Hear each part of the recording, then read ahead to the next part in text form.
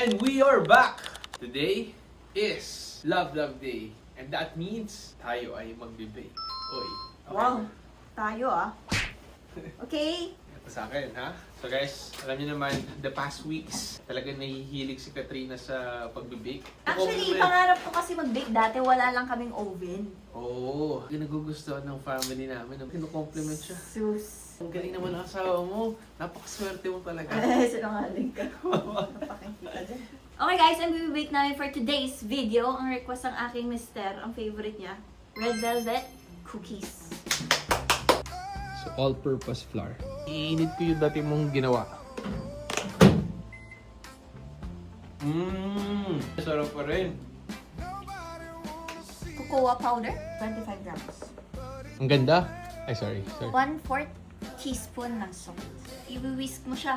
Ako? Sakto ba? Kaya yan. Tada! Hindi na mano-mano guys. As in, Sandra tayo ngayon. So, lalagay tayo natin. Yan yung papa, red velvet.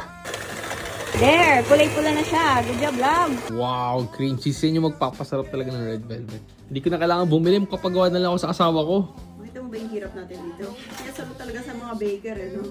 Love ko, kamusta na? Pagkatapos ko na yung chill nating dough. As you can see. Wow!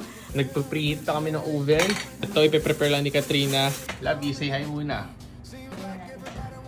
Ano naman yung love? At dahil wala pa akong piping bag, kumuna siya sa zip. Actually, ano? Tada! Oy, oy, oy! You're so good, my love! Bes.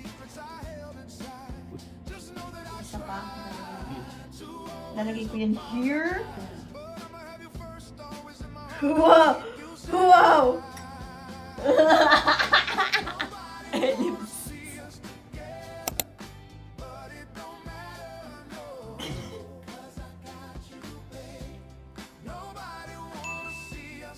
Hindi masyadong matamis. Tamang-tama na yung lasa niya.